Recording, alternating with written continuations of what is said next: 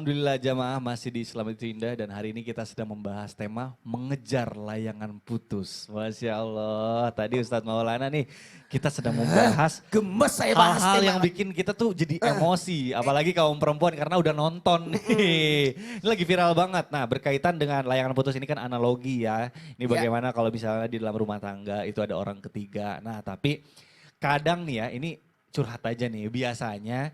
Curhat. Bukan maksudnya ini curhat dari berbagai curhatan orang juga dari teman-teman gitu. Keluarga yang kelihatannya harmonis, adem ayem gitu ya. Tapi itu justru juga tidak menutup kemungkinan bahwa ada salah satu dari mereka itu yang nauzubillah berselingkuh, mohon maaf.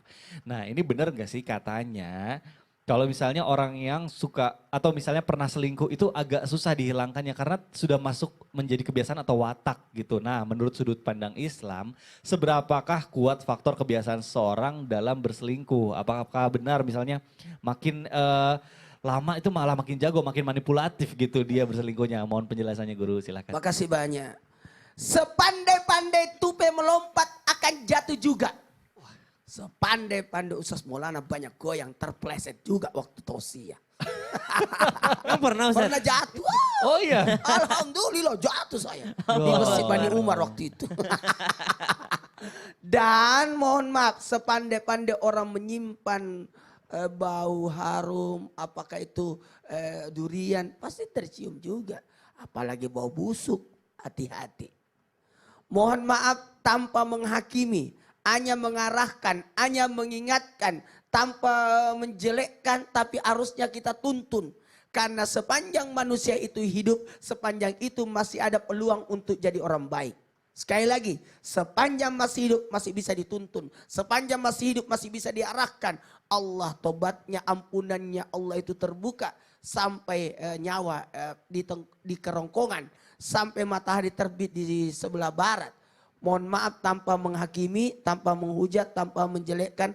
Harusnya disadarkan diri kita. Tadi pertanyaan Mas Bigdat bagus banget nih.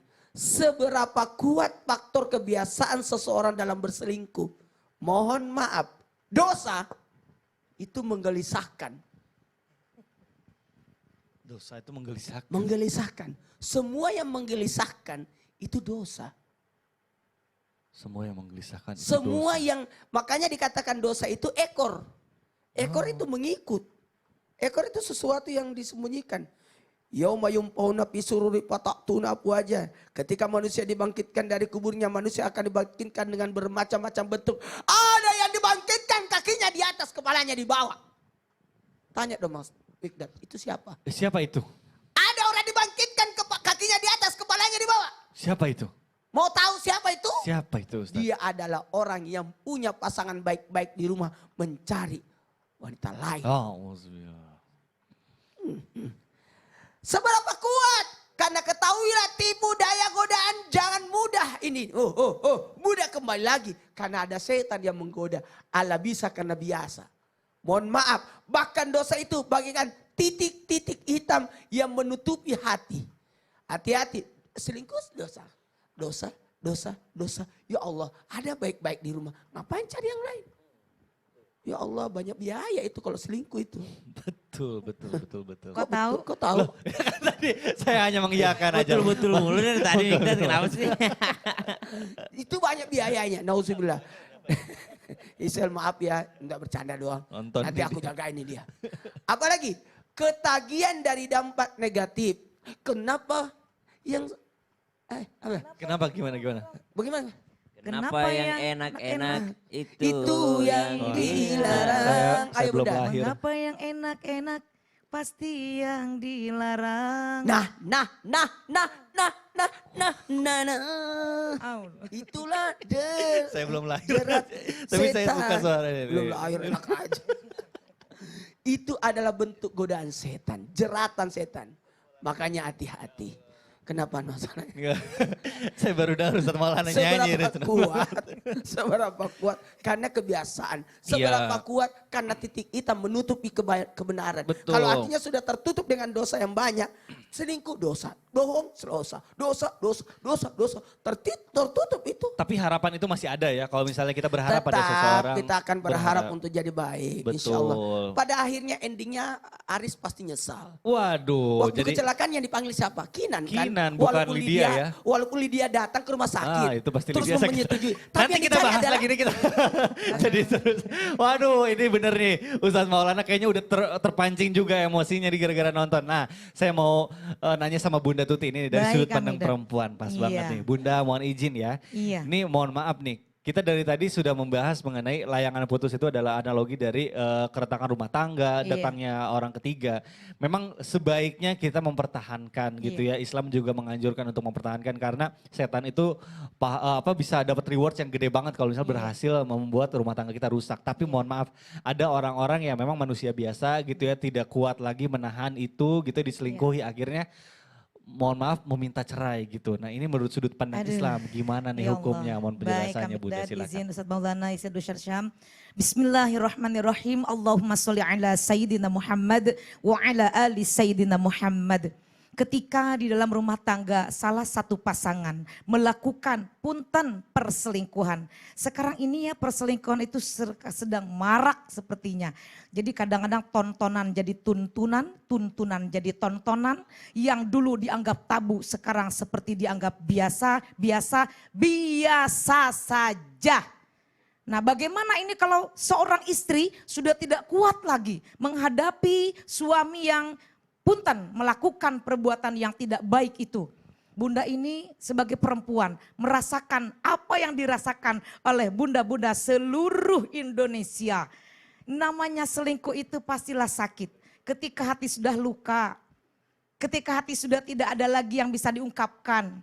Ketika penderitaan terus melanda dan tidak ada lagi komunikasi. Lanjut. Iya tuh bentar Sabar, nih, Bunda, lagi sabar, Bunda. mencari-cari ini bagaimana nih supaya semangat.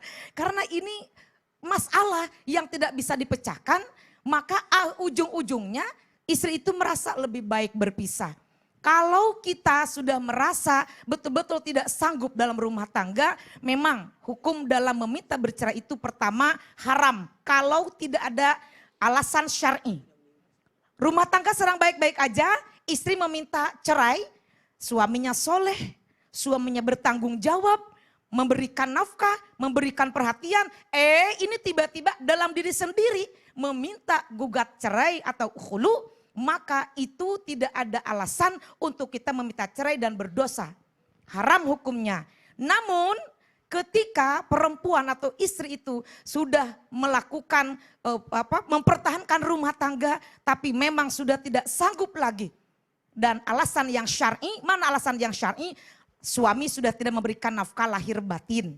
Meninggalkan dalam waktu yang lama. Kan kita ketika menikah ada pembacaan sigot ta'lik gitu kan.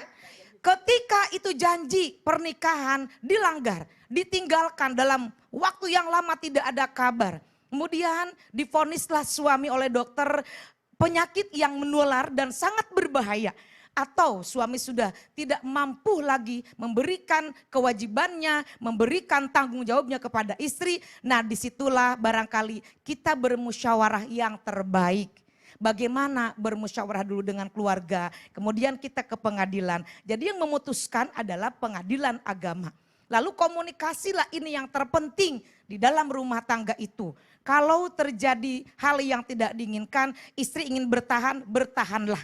Bertahanlah karena pernikahan itu kalau kita inginkan cukup sekali dalam seumur hidup. Kalau kita tahu ingin berpisah, gak usah kita dari awal kita menikah dengannya. Tetapi kalau misalkan memang sudah takdirnya, ya kita berusaha semaksimal mungkin. Pertahankan rumah tangga kita. Insya Allah. Insya Allah mudah-mudahan yang ada niat ingin mempertahankan rumah tangga diberikan kekuatan oleh Allah ya, Amin. dimudahkan Amin. ya. Nah itu kuncinya Masya Allah. Baik jamaah luar biasa pembahasan kita hari ini. Saya yakin nih jamaah yang ada di rumah pasti nggak sabar nih pengen pertanyaannya dijawab sama guru-guru kita. Makanya sekarang langsung aja kita masuk ke segmen Tanya Dong Ustadz. Kami semua tanya dong Ustaz. Baik, Alhamdulillah, Masya Allah, terima kasih jamaah atas pertanyaannya. Ini mari kita bacakan pertanyaan pertama dari Instagram @hamba Allah. Baik, Assalamualaikum Ustadz. Waalaikumsalam warahmatullahi wabarakatuh. Punten nih saya bingung, atasan saya di kantor itu selingkuh sama sekretarisnya, sedangkan istrinya teman istri saya dan suka nanya-nanya gitu ke saya karena udah mulai curiga.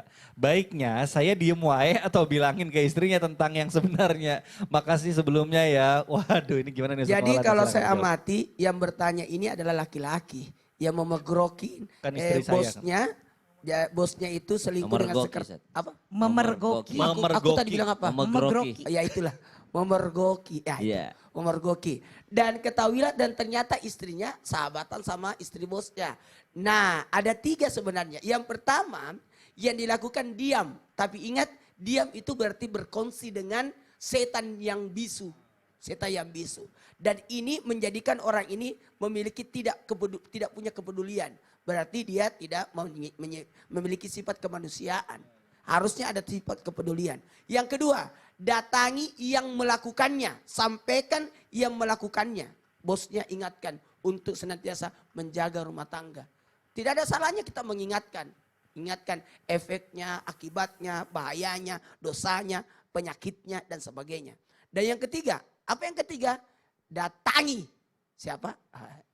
Siapa yang didatanginya? Istrinya. Untuk disampaikan, ayo pertahankan rumah tanggamu ya. Gini-gini bla bla bla. Jadi ada usaha. Saya salut dengan teman-temannya Kinan. Senantiasa berusaha untuk mempertahankan. Betul. Mengingatkan. Padahal sudah ada listnya di pesawat Capture-annya, itu. screenshot-nya ada Ya ya. Allah, sudah lengkap Waduh. semua. Baik. Kita bahas mengenai Kinan nanti ya setelah ini. Nah kita lanjut ke pertanyaan berikutnya. Ini ada pertanyaan dari Instagram @yuli_yuliawati. Assalamualaikum Ustadz. Waalaikumsalam warahmatullahi wabarakatuh. Mohon bertanya, teman saya menikah dengan suami orang setelah berhasil merebut dari istri sebelumnya. Ya Allah, kalimatnya berhasil loh. Tapi dia kekeh nggak bersalah. Dia kekeh merasa nggak bersalah dengan alasan namanya juga jodoh, kita nggak tahu cara ketemunya gimana. Nah emang ada ya jodoh yang ketemu dengan cara merebut. Tapi apa emang itu takdir masing-masing juga? Waduh ini berat pertanyaannya, bagus sekali. Boleh dijawab silahkan oleh Ustadz Syam nih melalui tausiah aja. Bismillahirrahmanirrahim. Tabi guruku Bunda Tuti Satulana Mas Pintat serta guru-guru kami bahkan Allah Subhanahu wa taala. Bismillahi masyaallah la yasuqul khaira illallah. Bismillahi masyaallah la yasrifus su'a illallah. Bismillahi masyaallah ma kana min ni'matin fa minallah. Bismillahi masyaallah la haula wala quwwata illa billah.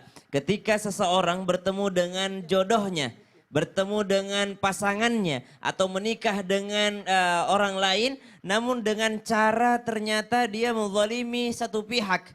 Anggaplah seperti yang dipertanyakan oleh jamaah tadi yang tidak disebutkan namanya. Ada seorang wanita menikah dengan lelaki dan laki-laki ini adalah suami orang yang ternyata jalannya adalah dia merebut suami orang ini. Maka dengarkan, ada satu riwayat daripada baginda Nabi SAW, sungguh berdosa besar seorang yang berusaha untuk membuat satu pasangan bercerai berpisah karena berniat ingin mengambil pasangannya. Jadi ternyata takdir, dibilang jodoh, tapi melakukan dosa besar. Na'udzubillahi min dzalik. Orang yang mabuk kira-kira, apakah emang takdirnya dia mabuk? Betul, itu pilihannya. Enggak, pilihan karena dia yang menegak minuman keras. Ada orang subhanallah overdosis misalnya obat-obatan, na'udzubillahi min dzalik, obat-obatan terlarang. Apakah takdirnya begitu? Allah udah catatkan dia akan menjadi seorang yang overdosis dan dia tidak seperti itu. Itu adalah pilihan kita. Maka ada qada, ada qadar. Ada satu aliran yakni Jabariyah atau misalnya yang disebutkan dengan yang lainnya terlalu mempercayai yang namanya ya memang kita ini seperti wayang. Jadi Allah itu dalangnya. Jadi kita udah menjalani aja udah. Nah itu yang tidak disetujui oleh kaum Asy'ariyah dan juga Maturidiyah, yakni Ahlus Sunnah wal Jamaah. Ahlus Sunnah wal Jamaah kita harus meyakini akidah kita bahwa kita ini di tengah-tengah. Ada qada, ada qadarnya Allah Subhanahu wa taala. Qadanya Allah Subhanahu wa taala adalah satu bulatan takdir yang besar. Di dalamnya ada optional, ada A, B, C, D, E, F, G dan banyak sekali opsi. Setelah kita berjodoh dengannya, maka itulah qadar kita. Lalu ketika kita berjodoh dengannya, Anda bisa saja berjodoh dengan orang lain jikalau Anda memilih jalan yang lain. Subhanallah. Maka ternyata takdir ini kalau dijelaskan memang ada usaha manusia di dalamnya, di mana memang Allah sudah menjelaskan semuanya, sudah menuliskan 50.000 tahun jauh sebelum bumi dan langit ini diciptakan, Allah sudah catatkan. Namun catatannya ini banyak. Ya, garis takdir kita ini banyak. Kita memilih jalan A, kita dapatkan yang A. Kita memilih jalan B, kita mendapatkan yang B. Ada orang kecelakaan misalnya. Ya, naudzubillahi min dzalik, ada orang kecelakaan. Namun ternyata ketika kecelakaan ini dia tidak meninggal dunia. Ya, hanya luka-luka ringan. Tapi ternyata kalau dilihat kondisi mobilnya luar biasa, subhanallah. Namun ketika dilihat apa yang membuatnya, apakah takdirnya kecelakaan? Takdirnya kecelakaan. Pilihannya adalah karena dia sebelumnya sudah bersedekah, sudah berbuat baik, subhanallah, maka terhindar daripada bala. Yakni bala yang besar karena dia memilih jalan untuk bersedekah. Namun ketahuannya adalah setelah selesai yang namanya kejadiannya. Jadi kalau ada orang yang mengatakan saya menikah dengan suami orang lain atau istri orang lain atau pasangan dengan orang lain dengan jalan merebut pasangan itu daripada orang lain, ketahuilah bahwa ini adalah dosa besar yang dilaknat oleh baginda Nabi Shallallahu Alaihi Wasallam. Dan setelahnya, apakah ini adalah jodohnya? Memang jodohnya, tapi ini adalah jodoh yang diusahakan dengan jalan yang zalim dan itu tetap berdosa. Wallahu taala a'lam. Waduh, betul juga ya. Jadi jodoh itu pilihan. Kita mau memilih mendapatkan jodoh dengan cara yang baik atau yang tidak baik, yang buruk. Ya, Masya Allah. Wah, pas banget nih kita bicara soal menyambungkan layangan yang sudah putus nih. Contohnya Menyambungkan layangan yang sudah putus. Katakanlah sudah putus. Nah, bagaimana nih kalau misalnya orang sudah memutuskan ingin menyambungkan lagi? Menyambungkan Nah, lagi. ini gimana nih Ustadz Maulana nih? Apa yang Perhatikan buat semuanya. Akhirnya nyesal kan? Hanya mau kembali lagi kan? Karena sudah tahu akibatnya kan? Atau takut untuk dilaporin. Nah. Beli kebab ke Cikini. Cakep. Saya jawab setelah yang satu. Ya Allah, kirain mau dijawab. Ya udah deh kalau gitu jamaah jangan kemana-mana, tetap di Islam itu Indah. Jamaah, oh jamaah. Alhamdulillah. Kalau Mikdad gimana? Mau menyambungkan Waduh. kembali. Waduh, jangan.